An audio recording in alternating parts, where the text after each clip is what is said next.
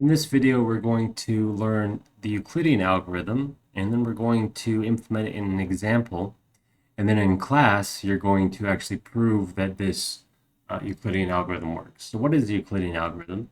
Euclidean algorithm is a way to compute the greatest common divisor of two, in this case, natural numbers, but in general, this works for integers too. But it's a way of computing the greatest common divisor, and it's an incredibly efficient algorithm. So how does it work? Well, what we're going to do is we're going to take our two numbers, our two natural numbers that we're looking to compute the greatest common divisor of, call them A and B, and then we're going to construct a sequence of remainders. We're going to start our sequence of remainders at index -2. It's just a convention. You can start wherever, it doesn't matter. And we'll set r -2 to be A and r -1 to be B. Okay, so A is sort of our -2th remainder, B is our -1th remainder. And then how do we go to the next remainder? So r is 0. Well, what we're going to do is we're going to use the division algorithm to divide B into A, or to divide ri minus 1, the previous remainder, into the second previous remainder. So we do that, we get some quotient qi and some remainder ri. So in this case, I is equal to 0. So this says A is equal to Q0 times B plus some remainder R0. And the important thing about that remainder, R0 in this case, is R0 is less than R0 minus 1, R -1, which is B. So the remainder has gone down in size. It has shrunk. If it turns out that that remainder is 0, well, it must have been that B actually divides A.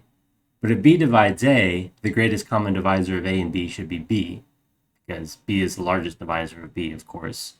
And if it also divides A, it must be the GCD of A. So if it's equal to 0, we just set the GCD of A and B to be B. Remember here, I is 0, so that's R -1, which is B. If it's not 0, though, then we're going to increment I by 1 to I plus 1 and repeat. So in this case, when we go increment I by 1 to I plus 1, what that is going to do is it's going to shift all our remainders to the right by 1. So before I was 0, now if I is equal to 1, this equation reads R -1 is equal to Q1 R0 plus R1. So B has become the new A, and R0, what we just computed, the remainder we just computed, has become the new B. We do sort of this shift in our sequence.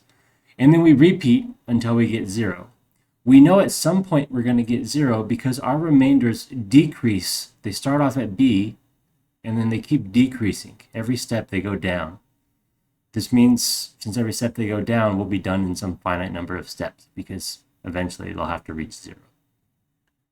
So let's see this in an example, because it's kind of abstract. So we're going to try to compute the GCD of 1071 and 462. And this is just an example I took from Wikipedia that has a bunch of different steps. So like in the setup, we're going to set R -2 to be A and R -1 to be B. So A and B. In general, you'll set R -2 to be the bigger of them and R -1 to be the smaller. All right.